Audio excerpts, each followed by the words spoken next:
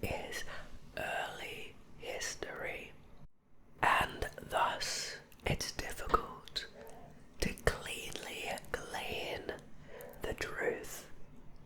Before we begin, I'd like to remind you that you can watch all of my ASMR videos without the YouTube advertisements over on my Patreon. If you have anything you want me to read about, please leave it in the comments below, or just say hi. I'd like to hear from you. Okay, now the lost army of Cambyses. The lost army of Cambyses was, according to an ancient Near Eastern legend, a massive fighting force of 50,000 Persian soldiers. That is massive. That disappeared in the western desert of Egypt in 525 BC.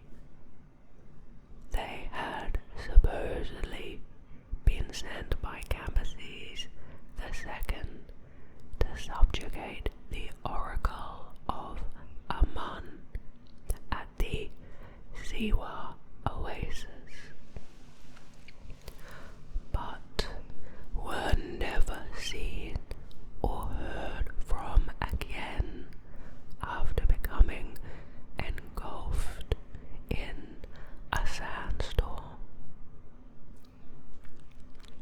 I understand sandstorms can be severe, but 50,000 people completely vanishing does sound outrageously strange to me. Around this time, Cambyses, who had succeeded Cyrus the Great as the king of kings of the Achaemenid Empire, was leading the first Persian conquest of Egypt. Now, let's go to the background of the event. According to Herodotus 326, after Cambyses II sent the army, the soldiers made it halfway across the western desert when they were all buried by a catastrophic sandstorm. Surely there would be some sort of remnant, considering it was 50,000 people, right?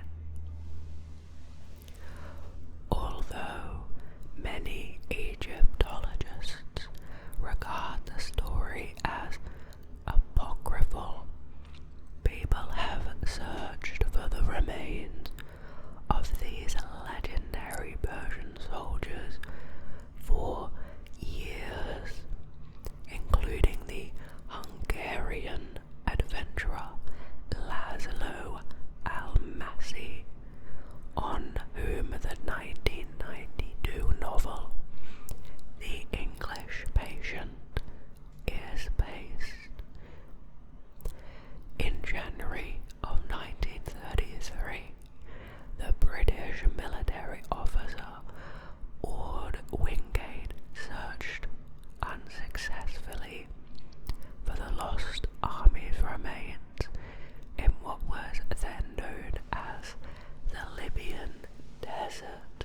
So, we understand now that Egyptologists regard the event as apocryphal, but I do wonder where the idea came from initially. I also think that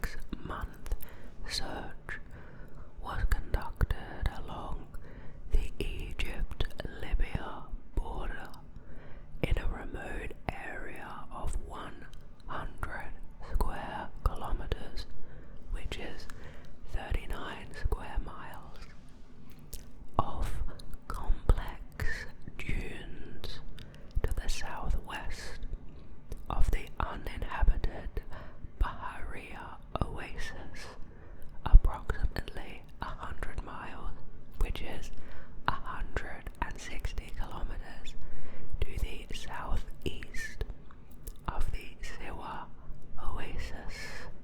The US $250,000 expedition had at its disposal 20 Egyptian geologists and laborers, a National Geographic photographer, 2 Harvard Film Studies documentary filmmakers, 3 camels, an ultralight aircraft, and ground-penetrating radar.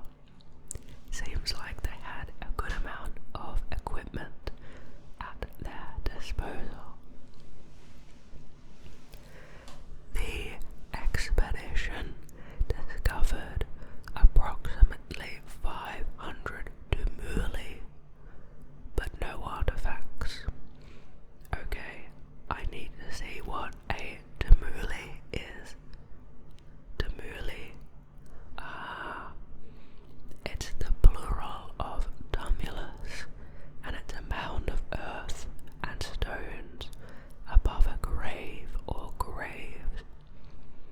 So it's a burial mound. They found over 500 burial mounds. Okay, fascinating. Several tumuli contained bone fragments.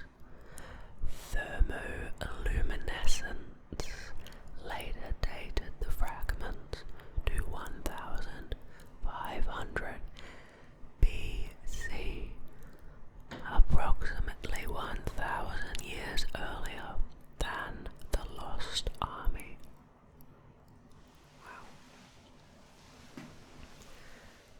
A recumbent winged sphinx carved in oolitic limestone was also discovered in a cave in the uninhabited Sidra oasis between Baharia and Siwa oases. Its provenance appeared to be Persian. Chavetz was arrested when he returned to Cairo in February 1984 for smuggling an airplane into Egypt. Even though he had the written permission of the Egyptian Geological Survey and Mining Authority to bring aircraft into the country. He was interrogated for 24 hours. The charges were dropped after he promised to donate the ultralight to the Egyptian government. My goodness. The aircraft now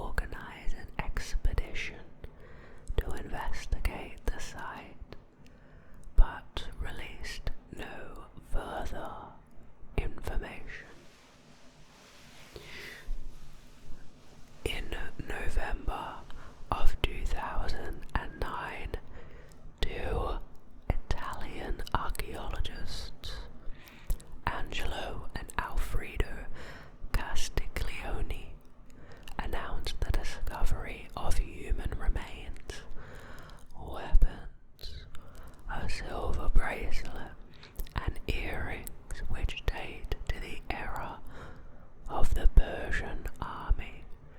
The artifacts were located near Siwa Oasis. According to these two archaeologists, this is the first archaeological evidence of the story reported by Herodotus. While working in the area, the researchers noticed a half-buried pot, some human remains, and what could have been a natural shelter. However, these two Italian archaeologists presented their discoveries in a documentary film rather than a scientific journal. Doubts have been raised because the Castiglione brothers also happen to be the two filmmakers who produced 5 controversial African shock documentaries in the 1970s.